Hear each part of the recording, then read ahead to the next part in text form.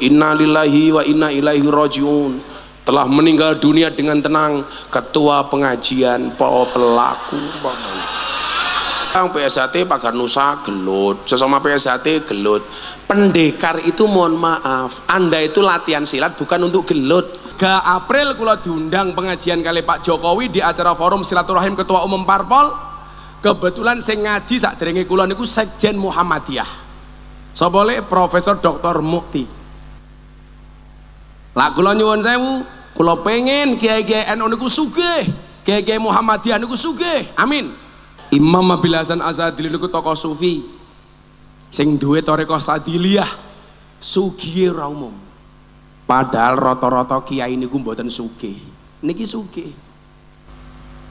Kula wenehi ijazah dongane Imam Abil Hasan Asadili sing dadeke Imam Abil Hasan Asadili sugih.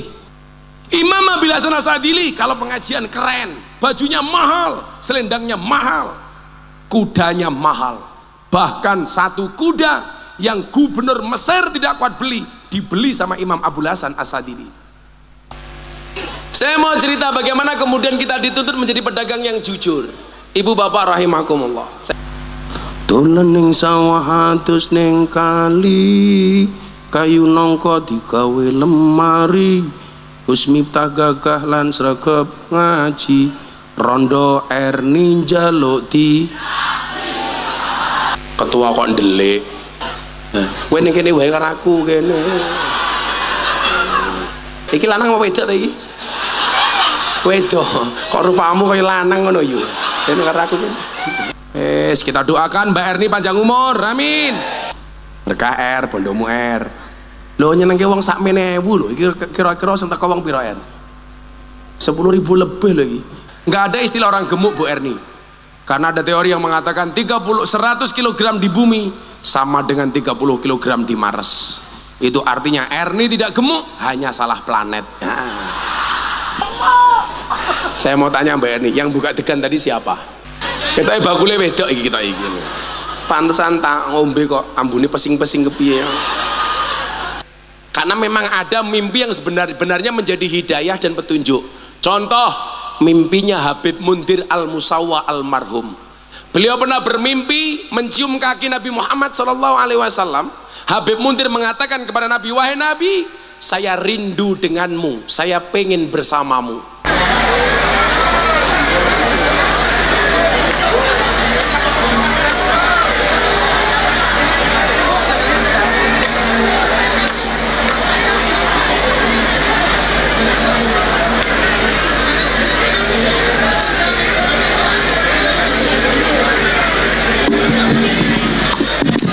Sewu sedherenge boni samangke pambetar suatu pengawasan saking komunitas Rarupa Purworejo kasumagaken kanthi di samangke sekedap ngaturaken cendramata dumateng ngarsanipun Romo Ustadz Gus Miftah sungkem apresiasi syiar sumangga.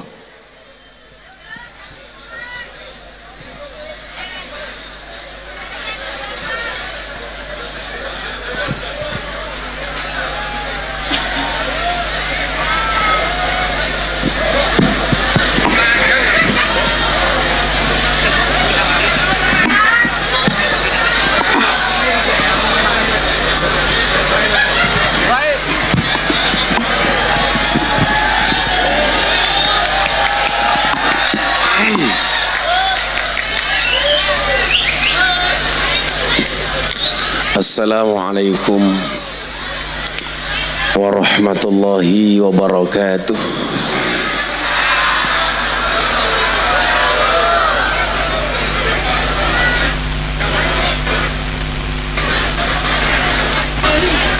Alhamdulillahil qail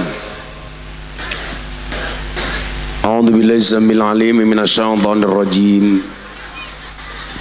Bismillahirrahmanirrahim. Man amila salihan min dzakarin aw untha wa huwa mu'minun falanuhyiyannahu hayatan thayyibah. Allahumma salli wa sallim wa barik ala hadan nabiyil karim Sayyidina wa maulana Muhammadin wa ala alihi wa ashabihil mujahidin at-tahirin. Rabbi israh li sadri wa yassir li amri wahlul 'uqdatam min lisani yafqahu qawli, amma ba'du. Hadratal muhtaramin, para masyayikh, para kiai, para habaib, alim ulama, tokoh agama, tokoh masyarakat yang saya muliakan, para pejabat yang berkenan hadir dalam semua tingkatannya yang saya hormati, segenap panitia penyelenggara pengajian umum dalam rangka HUT Kopelaku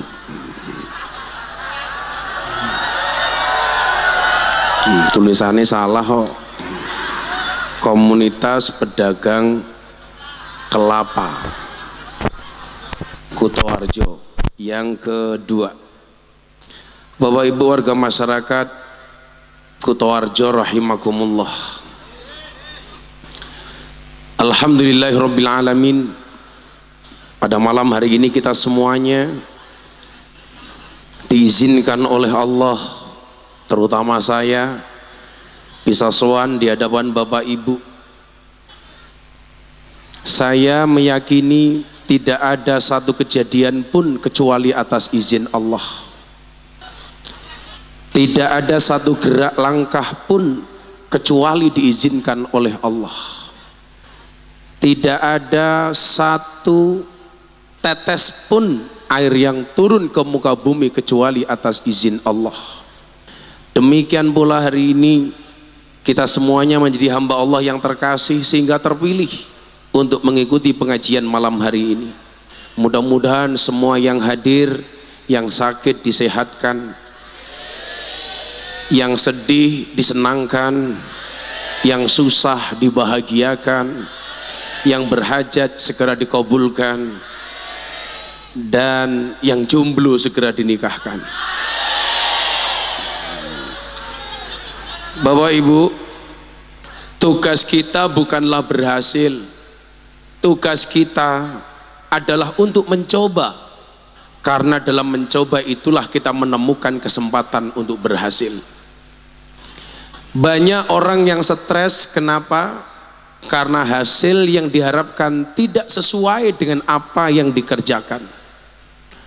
Padahal Allah mewajibkan kita untuk berusaha dan berikhtiar, bukan mewajibkan kita untuk sukses. Maka saya sering bilang, fokuslah kepada proses, jangan berorientasi kepada hasil. Kewajiban manusia itu berproses, bukan untuk berhasil. Sama dengan ibu-ibu di sini, kewajibanmu itu duduk pengajian dengan nyaman, cangkemmu menengok.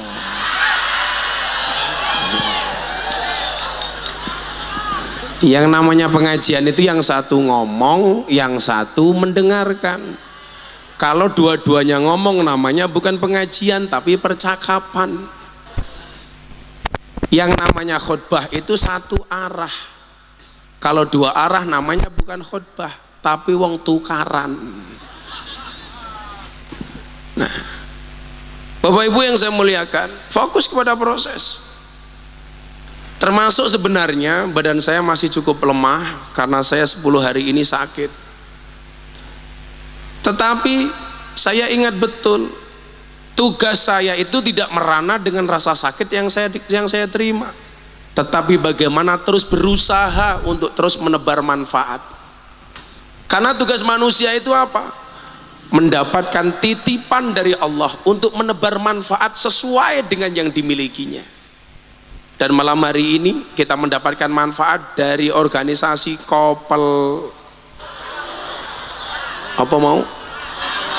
Lapoli.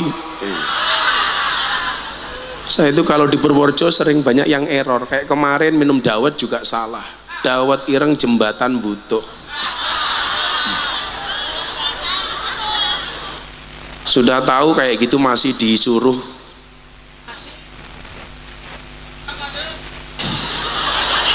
nyingkat jembatan butuh. Maka Nabi Muhammad SAW dalam hadis yang lumayan singkat beliau menyampaikan dengan sangat indah bagaimana kita menjadi pribadi yang disukai oleh Tuhan, disukai oleh Allah Subhanahu wa taala. Ahabbul a'mali ilallahi anfa'uhum linnas wa ahabbul a'mali ilallahi sururun tudkhiluhu ala muslim taksifu anhu kurbatan au takdi anhu dainan au tatrudu anhu ju'an. Hamba yang paling dicintai oleh Allah adalah hamba yang paling banyak manfaatnya.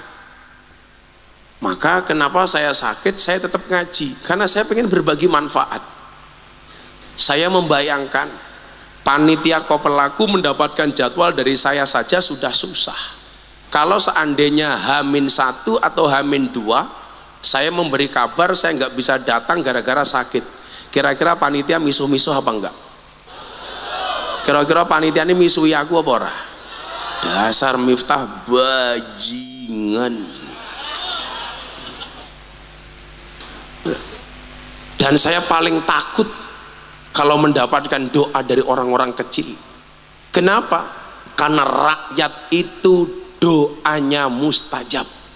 Maka para caleg, para pemimpin, hati-hati, jangan mempermainkan suara rakyat. Setuju?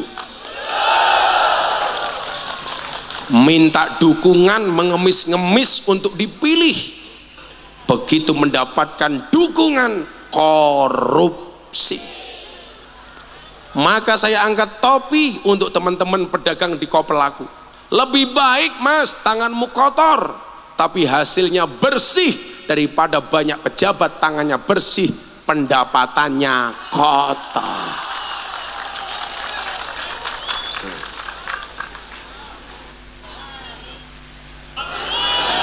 Khusus mbaknya yang teriak masuk surga pertama kali, berangkat setelah pengajian.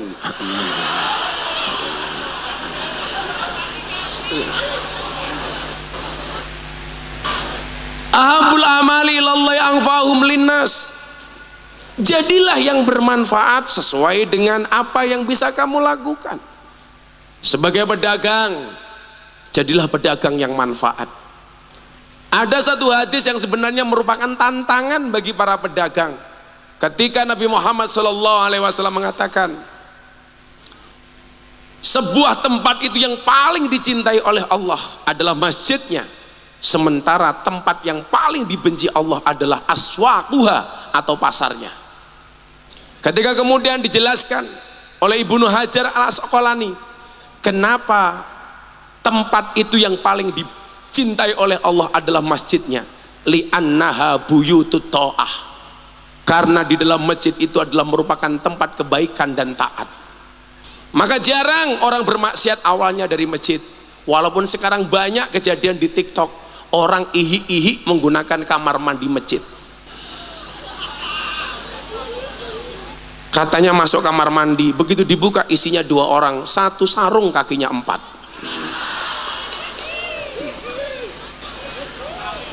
Sapi matamu, sapi sarungan. Tapi mayoritas orang di dalam masjid adanya adalah taat, adanya adalah baik. Kenapa? Karena masjid itu la masjidun ussisa ala taqwa, karena masjid itu dibangun atas nama takwa.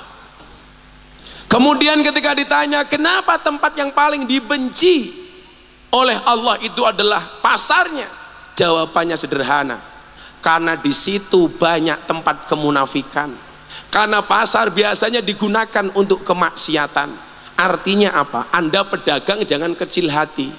Justru ini tantangan untuk menjadi pedagang yang jujur, pedagang yang tidak bohong, yang tidak Tony Boster waton munin dobose banter, pedagang yang tidak becak tanpa per waton jeplak tanpa mikir, ban becak tanpa pelek waton jeplak orang nganggo utek, gajah diblangkoni ora sedeng.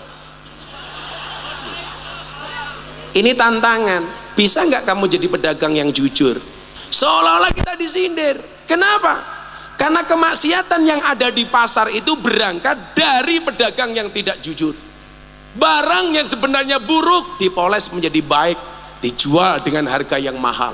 Saya mohon maaf, sering banget ketipu sama penjual buah.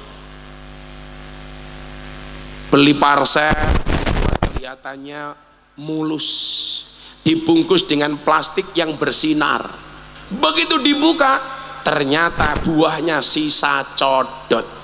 Banyak hari ini perempuan yang wajahnya cantik, tapi hatinya kayak garangan. Sama kayak tadi filosofi buah parsel. Penampilannya bagus, tapi isinya mengerikan.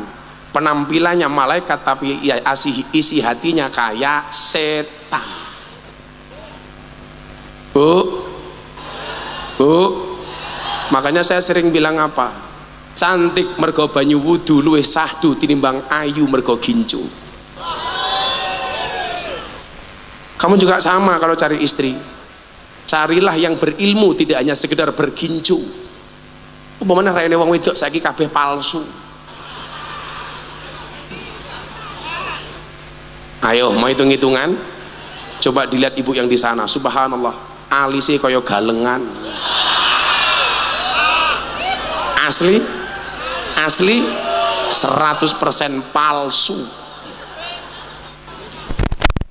Bu, yang banyak bohongnya itu laki-laki apa perempuan?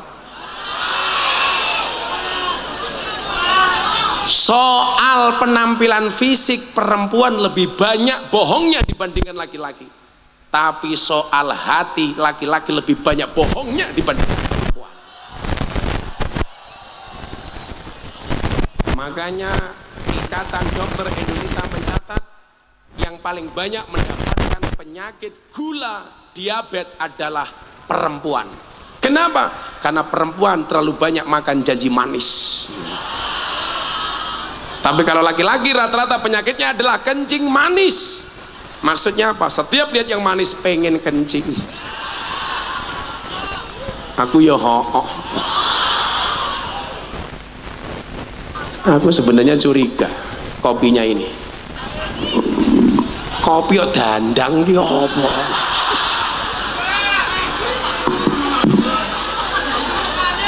Kopi kok dandang iki ceritane kepiye iki? Ngabusi ya Bu ya. Kopi kok isine dandang. Seger matamu sangit goblok.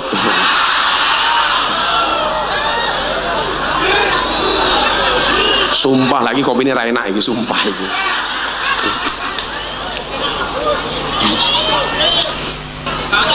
Ora bersyukur matamu, kok ora bersyukur iki tenan ra enak iki. Ketoke sing gawe wedang ki mati rasa. Maka di sini kemudian Bapak Ibu yang saya muliakan, pedagang itu profesi mulia, jangan salah. Buktinya apa? Kanjeng Nabi pedagang, betul? Bahkan disebutkan 9 dari 10 rezeki itu berasal dari perdagangan. Kalau rezeki itu katakanlah 10, 9 diantaranya itu bisa didapatkan dari perdagangan. Ini artinya apa? Bahwa pedagang ini profesi mulia. Yang merusak kemuliaan dari berdagang itu ya kita sendiri, dengan menjadi pedagang yang tidak jujur. Padahal mohon maaf, fajaza'u sayyi'atin sayyi'atum misluha. Semuanya ada konsekuensinya. Saya mau kasih contoh nih, supaya jenengan jadi pedagang yang jujur, termasuk bakul kelapa. Saya itu kan orang yang mempopulerkan degan itu naik panggung. Loh serius, karena dulu itu kalau kiai naik panggung, isinya mohon maaf, soft drink semua. Masih ingat kiai dari Purworejo, Pak Kiai Basir.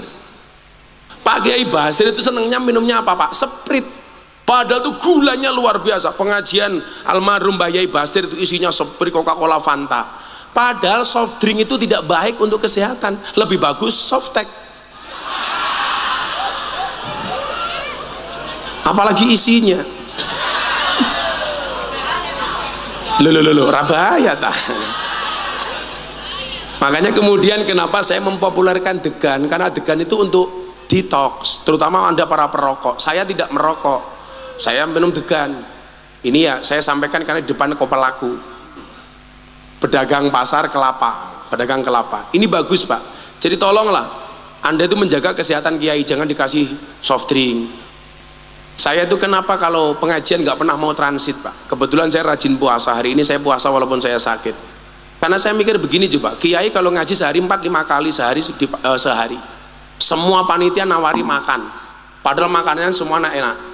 Makanya kenapa kiai itu rata-rata penyakitnya gula, Mas? Beneran. Karena rata-rata kebanyakan makan. Kalau orang dulu itu sakit karena kurang makan, orang sekarang banyak yang sakit karena kebanyakan makan.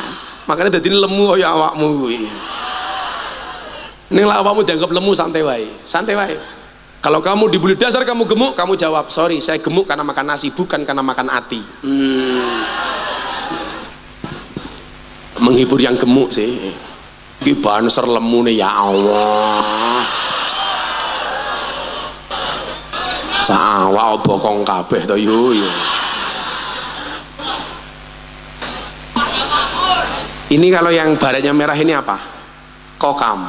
Ini loh keren. Banser, kokam, pengajian jadi satu. Tepuk tangan untuk Kuto Arjo. Ono PSHT. Udahlah, kita itu boleh punya organisasi tapi nggak usah gelut lah. Kadang-kadang PSHT Pagar Nusa gelut, sesama PSHT gelut. Pendekar itu mohon maaf, Anda itu latihan silat bukan untuk gelut, tapi hanya untuk membela diri dan menjaga kebenaran, betul? Gak usah tarung-tarungan. Saya kemarin di Madiun pulang dari hotel, ya Allah, perang sesama perguruan, apa sih fungsinya? Padahal kita diingatkan, laisa sadidu bisur'ah, orang hebat itu bukan orang yang senantiasa menang di medan laga. Fa inna masadidul ladzi yamliku nafsahu indal ghadab, tetapi mereka yang hebat itu adalah orang yang mampu menawan hawa nafsunya ketika dia marah.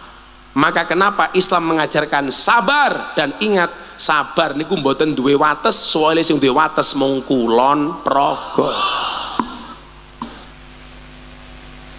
Pendekar sing lemah asar le, dinyek wis rapopo, dipisui yo meneng kaya aku iki lho. Aku lak dipisui, sorry aku nembe poso. Miftah bajingan, ngapunten kula nembe poso. Kula dikeplak plak, ngapunten kula nembe poso. Mbarese kapan? Bar buka. Padha wae matamu ya doa. Saya mau cerita supaya Anda menjadi pedagang yang jujur. Setelah kopinya nggak enak, kita tes apakah degannya enak. Jajal. Iki panitia iki lak mbuka degan lak yo jan. Ora kuwi lho, kan aku jadi kepikiran macem-macem. Mbuka iki lho delon.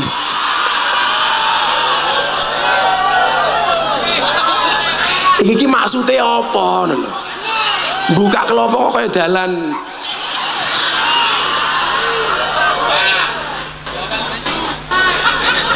Kayak dalan bayi matamu. Nggih mboten Bu. Iki lho sing wedake jawab nggih gitu lho. Ya Allah. Iki lho kaya aku nyerot apa ngono ta iki dadian.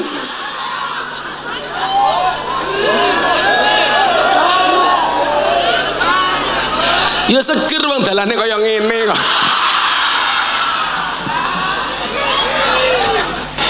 Iki ngomonyek ketua panitiane iki. Kudune iki buka degan ya biasa bolong ngono ya ta. Masa digawe jeleret ngene lho. Ketoke bakule wedok iki kita iki lho. Pantesan tak ngombe kok ambune pesing-pesing kepiye. Saya mau cerita bagaimana kemudian kita dituntut menjadi pedagang yang jujur. Ibu bapak rahimakumullah, saya mau cerita bagaimana keburukan itu walaupun sekecil apapun tetap ada balasannya dari Allah. Ada kiai diundang pengajian, dikasih makan dan minum, kenyang dia pulang. Di tengah jalan ibu bapak mohon maaf, giginya selilitan. Selilitan ini bahasa Indonesianya apa? Oh, selilitan ada baik. Kayak ngapak selilitan. Selilit itu kalau kecil, kalau besar selolot. Dia pulang di tengah perjalanan giginya selilitan, melintasi sebuah rumah yang ada pagar dari kayu. Tanpa minta izin kepada yang punya rumah, mohon maaf, dia ambil sedikit kayu itu, kemudian dia bersihkan giginya. Singkat cerita, kiai ini meninggal dunia. Makanya saya itu pengajian di mana-mana, walaupun saya sakit saya tetap ngaji karena saya nggak pernah tahu.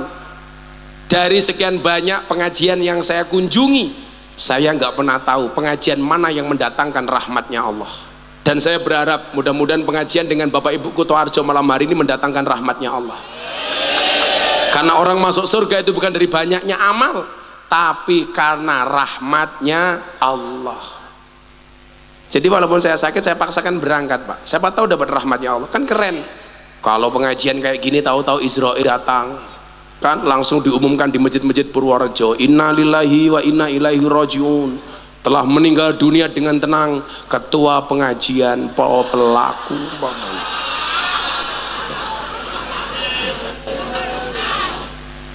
Di ketua nih, mana ketua nih? Wene kene wae karo aku kene. Ketua kok ndelik. Nanti kalau kamu sembunyi pertanggungjawaban amplopku tidak jelas. Sini. Iki lanang apa wedok ta iki? Wedok. Kok rupamu kaya lanang ngono yo. Dene karo aku kene. Ya Allah, rupane. Niki lenggah mriki. Sak awak kok bokong kabeh to cah iki ya Allah. Dene yo namine Mbak sinten? Oh, Erni Syah. Erni yang lain tidak syah. Silakan duduk di sini Mbak Erni. Wah, dan Mbak Erni sudah mulai meninggalkan dunia hitam. Buktinya rambutnya putih semua. Insyaallah. Ya kamu duduk di sini, siapa tahu nanti bojomu ketularan ganteng. Tapi yo kuwi lak kelon rasa mbayangke aku. Oh, santi bojo toh? Oh, kamu janda, cie. Janda tahun berapa Bu Erni? 2000 berapa? 98 udah janda. Wah, wis rapat meneh iki. Gas matamu, gas. Lah aku rabi karo Erni ya aku iso modar dhisik kok. Kan aku bisa keracunan. Keracunan apa? Susu kadaluarsa matamu itu.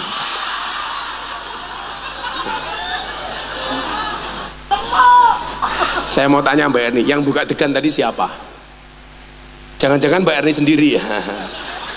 Bentuknya gitu ya Allah. Dan rakuat aku nyawang. Cike-cike matamu awur juga cike. Pagi hari ini juga cerita mati, meninggal dunia. Begitu meninggal dunia, beberapa saat kemudian ada santrinya yang bermimpi.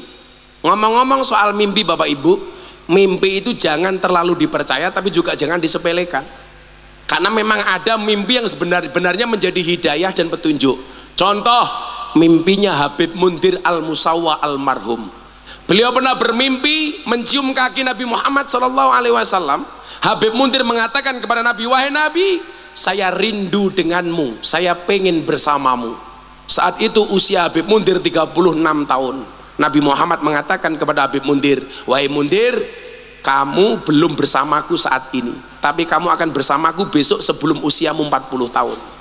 Dan ternyata benar mimpinya Habib Mundir, beliau meninggal dunia sebelum usia 40 tahun, membersamai orang yang paling dicintainya, baginda Nabi Muhammad sallallahu alaihi wasallam.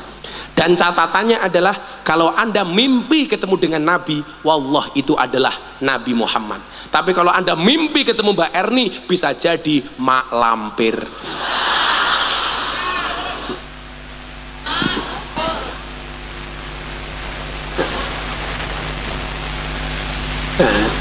Jadi kalau mimpi buruk itu ada caranya, Bu. Anda tahu kalau kita dikasih oleh Allah mimpi buruk, begitu bangun kita diminta istighfar, astaghfirullah, kemudian tengok ke kiri, ludah kecil, duh untuk mengusir setan.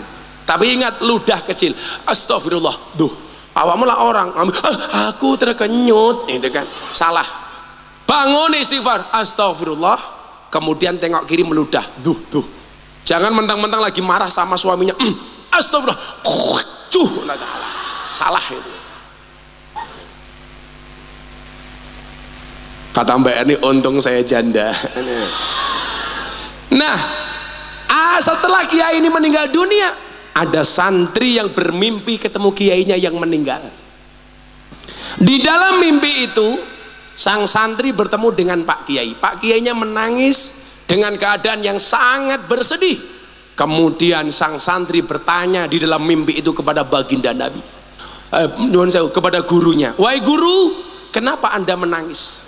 Semua orang mengatakan Anda baik. Kenapa? Karena Pak Kiai ini amalnya banyak, sholatnya banyak, ibadahnya banyak, pengajiannya banyak, santrinya banyak, istrinya.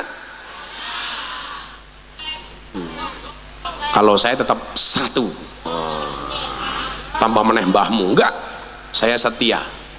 Karena saya selalu menjaga perasaan seorang wanita. Karena bagi saya perempuan itu suci seperti sajadah. Kenapa? Karena di atasnya lah laki-laki bisa beribadah. Apakah kamu mau beribadah bersama Mbak Erni? Iya, tak golek Mbak Ellen. Codot-codot itu loh Mbak, lumayan. Mbak Erni juga bakul kelopo? Ya sama. Masya Allah, pantesan dasi kayak kelopo.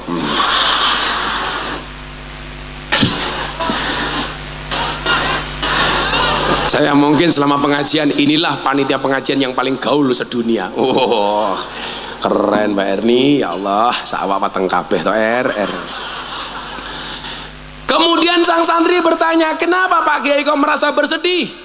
Kiai menjawab, iya saya bersedih. Kenapa? Karena sepanjang saya pengajian di Kutoarjo tidak ada kipas anginnya.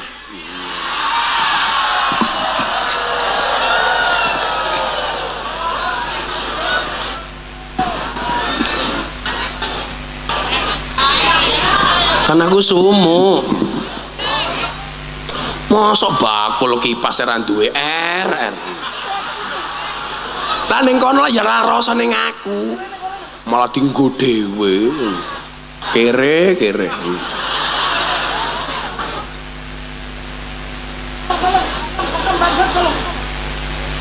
Aku panas. Itu duduk pakai lemek enggak, Bu? Oh enggak. Yang enggak pakai lemek saya doakan semoga pulang pengajian little body. Sini tega telak leban wedi.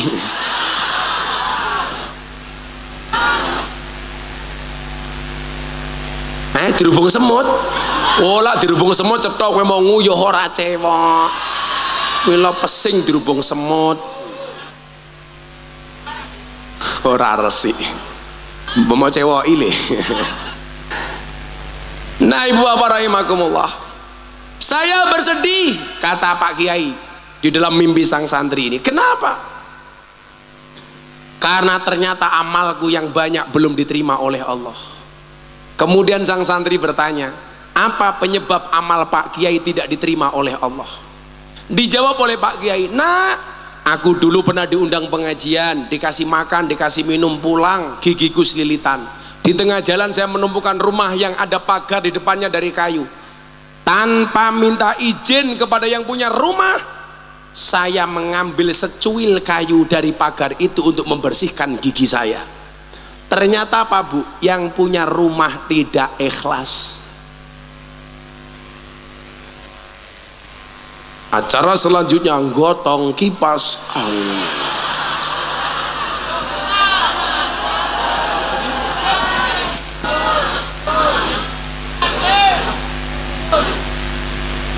Sallu ala Nabi Muhammad. Nah,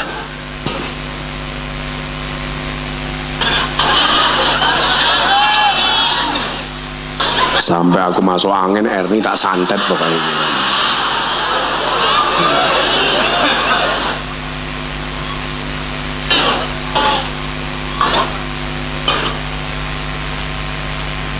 Mau aduh begitu cedak. Karena aku jadi kaget. Nah ibu bapak yang saya muliakan, akhirnya Pak Kiainya cerita, saya punya satu kesalahan, mengambil satu cuil kayu dari pagar rumah itu dan saya tidak minta izin kepada yang punya rumah. Gara-gara itu nak, amalku gantung tidak diterima oleh Allah. Kemudian apa yang terjadi? Sang santri matur, apa yang harus saya lakukan wahai Kiai? Tolong mintakan maaf aku kepada yang punya rumah yang ada pagarnya. Pelajarannya apa Bapak Ibu? Begitu santri ini bangun, dia nangis. Kenapa dia nangis? Apakah karena takut Pak Kiainya gara-gara amalnya tidak diterima oleh Allah? Enggak. Santrinya hanya mikir, Pak Kiai yang amalnya banyak ibadahnya banyak, hanya gara-gara kayu secuil amalnya tidak diterima oleh Allah. Lah piye bapakku ning Kalimantan gaweane maling kayu.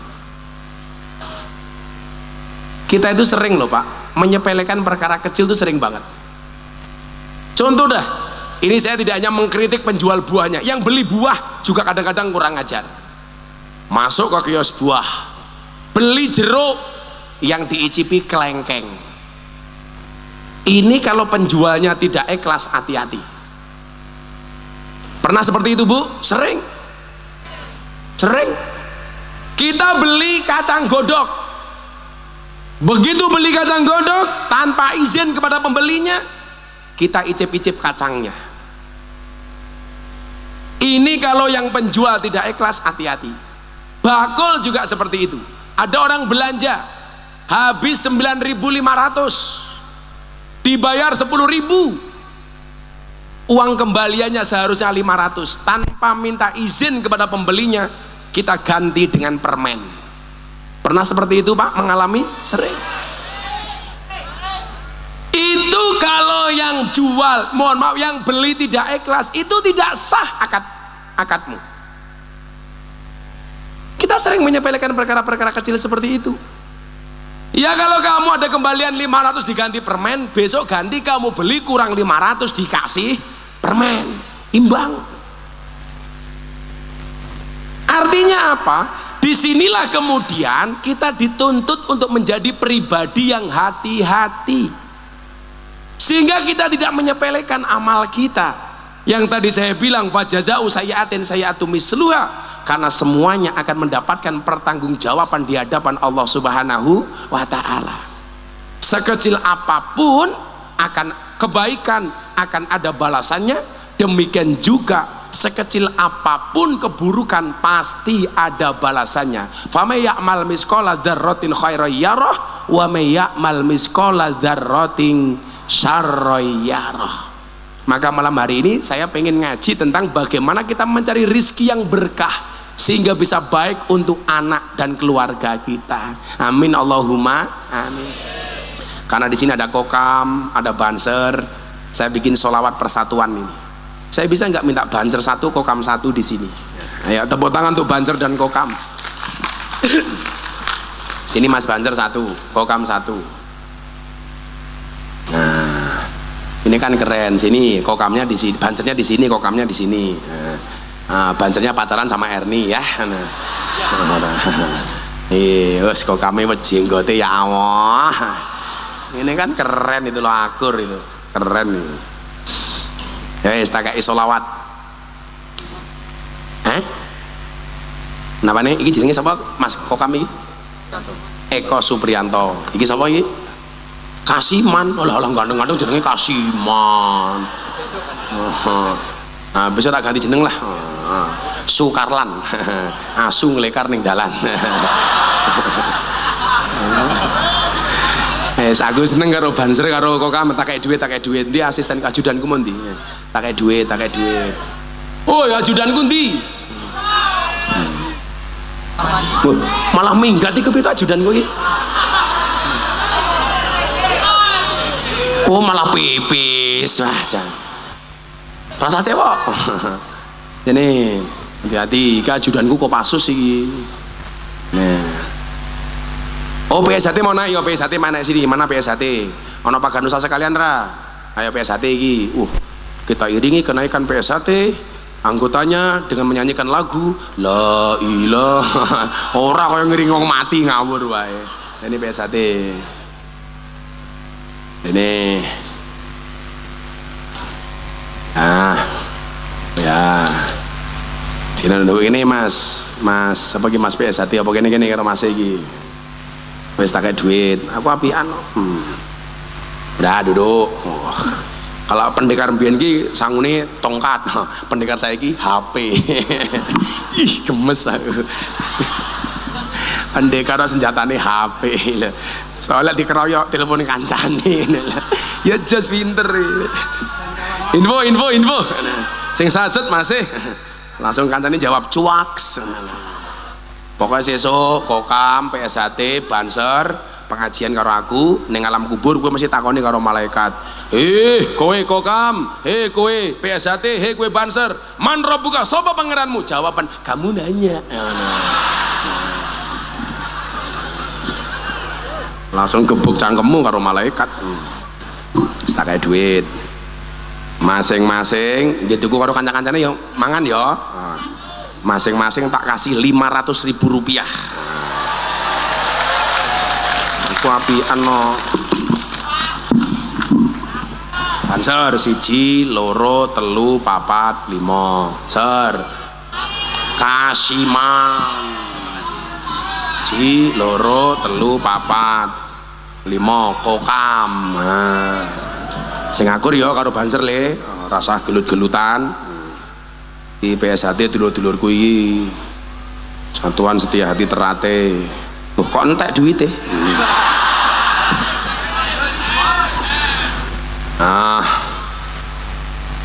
Pak sinten namine pendekar? Muhammad Zen. Muhammad Zen. Muhammad Zen itu artinya perhiasan. Korupane mesake. Nya Zen. Pak Zen ini mangane sing akeh. Kowe ngopo meneh? Wah, didum-dum kok wae ngedume. Zen wes tunggu.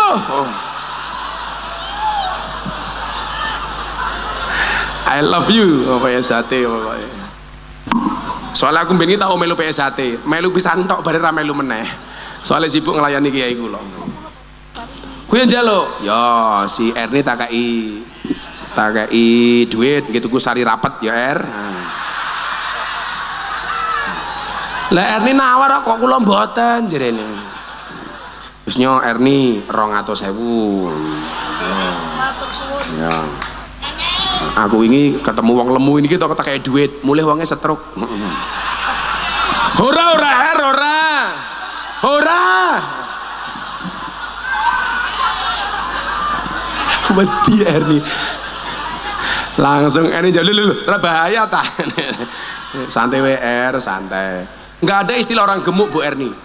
Karena ada teori yang mengatakan 100 kg di bumi sama dengan 30 kg di Mars. Itu artinya Erni tidak gemuk, hanya salah planet. Jadi tahun ngarep Erni dodolan yang planet Mars kono, dodolan klopo degan. Nih yo mau lah dodolan yang Mars, belah degane ra kaya ngene iki mau. Malah bentuknya kaya dalan bayi. Kan aku jadi pengen minum. Iki Imam Abil Hasan Asadili niku tokoh sufi. Sing duwe thariqah Sadiliyah. Sugih ora umum. Padahal rata-rata kiai niku mboten sugih. Niki sugih. Niki idolane Kiai NU, Pak. Lah Muhammadiyah mboten tek ngerti Imam Abu Hasan Asadili. Niki idolane Kiai NU. Nah, salah Kiai NU niku siji. Sing dicontoh saking Imam Abu Hasan Asadili, sufine tapi mboten nyontoh sugiye. Lah kula nyuwun sewu, kula pengen kiai-kiai NU niku sugih, kiai-kiai Muhammadiyah niku sugih. Amin. Pas 3 April kula diundang pengajian kali Pak Jokowi di acara forum silaturahim Ketua Umum Parpol. Kebetulan sing ngaji sakderenge kula niku Sekjen Muhammadiyah. Sapa le Profesor Dr. Mukti. Pak Mukti. Kula matur, apa bedane NU karo Muhammadiyah? Lah anake Kiai NU kuwi diceluk Gus. Anake Ustadz Muhammadiyah diceluk guys. Jadilah NU Gus, Muhammadiyah guys. Hai guys. Hai Gus Sukarlan. Kok Sukarlan sama mau? Kasiman. NU kok kuru? NU ki lemu man. Kaya ora tau mangan man. Diet kopine tak kayak Kasiman nyaman kowe man. Terima kasih Bu. Lumayan. Muhammadiyah air putih. Pendekare PSHT sedotane. Ya iki. Loh, aku ngombe apa ya? Tegane meneh er. Bakul klopo pelit. Iki kok pelaku apa kopo? Kok pelit? Dan ternyata Erni sibuk mencari panitia yang lain untuk nyari degan.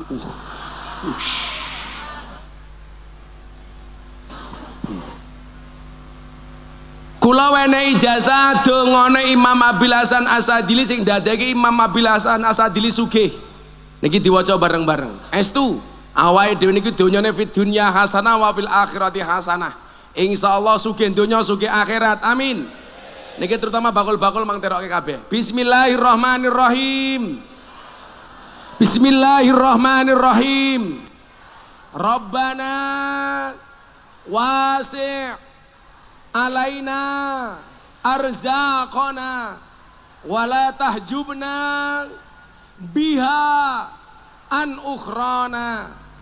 Rabbana wasi' alaina arzaqana wala tahjubna biha an ukhrana. Sepindah malih. Rabbana wasi' alaina arzaqana wala tahjubna biha an ukhrana. Artinya apa Bapak Ibu? Rabbana wasi' alaina arzaqana. Ya Allah ya Rabb, ya Allah ya Tuhan kami, luaskanlah rizki-rizki kami. Wala tahjubna biha an ukhrana. Tapi jangan sampai engkau menutupi atas rizki kami itu untuk akhirat kami. Niku sing diwaca kali Imam Abil Hasan Asadili. Mila sugih ora umum. Pernah satu ketika Imam Abil Hasan Asadili telat berangkat ngisi pengajian. Ditanya sama santrinya, "Pak Kiai, kok jenengan telat?" "Oh, oleh, aku mau telat karena harus menengok kebun anggurku terlebih dahulu." Imam Abil Hasan Asadili kalau pengajian keren, bajunya mahal, selendangnya mahal, kudanya mahal. Bahkan satu kuda yang gubernur Mesir tidak kuat beli, dibeli sama Imam Abil Hasan Asadili. Kuda itu kayak mobil Pak, harganya bisa miliaran. Satu ketika Asadili pengajian, bajunya bagus, dikritik sama santri dan jamaahnya. "Pak Kiai, katanya Anda zuhud, katanya Anda sufi, kenapa pakaianmu mahal?" Jawabannya apa? Akan saya jawab setelah degannya datang di bawah Erni. Oh, lah saiki bolongane wombo kaya Erni. Makasih ya Er. Ini buat saya aja ya. Ya itu buat kamu Er. Sesuai dengan bentuknya Er. Lah mak duding itu sing gawe kowe kok mak duding iki lho.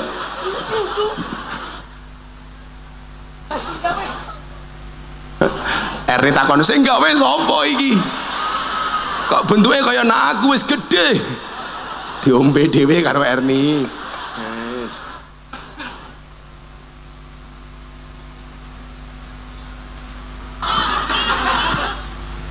Bareng ngombe tekan Erni mlakune langsung ekah-ekeh.